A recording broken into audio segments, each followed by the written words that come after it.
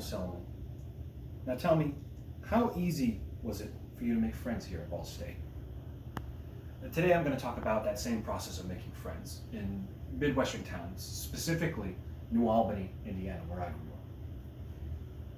So the way our built environment is organized affects how we interact with others and how a community develops. So to start with my personal story, I grew up in New Albany, Indiana. Making friends there was rather difficult because in order to hang out with friends, especially before I had my license and my friends had their license, I would have to ask my parents, or my friends would have to ask their parents, to drive back and forth between homes, and we could only hang out on the weekends because school started so early. And now that I'm an urban planning major, I feel so much more in tune with what was going on at the moment. I understand it a lot more. Putting the two together, the layout of New Albany, Indiana, that I learned in my urban planning major, and my personal experiences growing up in the town, I was able to learn a lot more about what causes this lack of interaction and this isolation. So, as I said earlier, we needed a ride from our parents, and the school nights hampered us from being able to interact.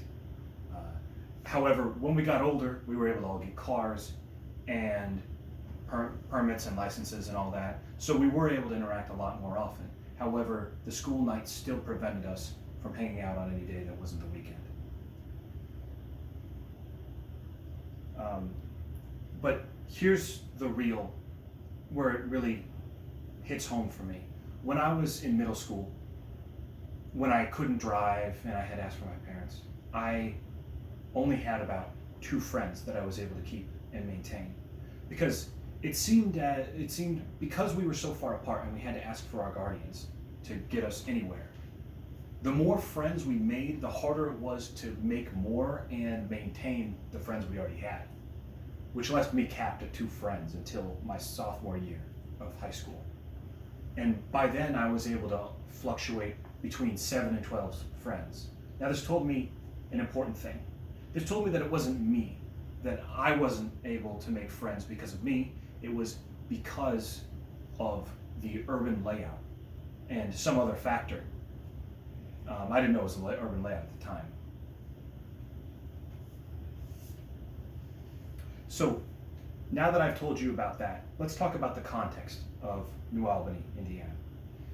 New Albany is a small community, and to get any of your basic amenities, you need to drive. So the JC, Target, Walmart, it's a 10 to 15 minute drive to get to any place like that. Restaurants are the same way, and going from house to house is also a difficult ordeal.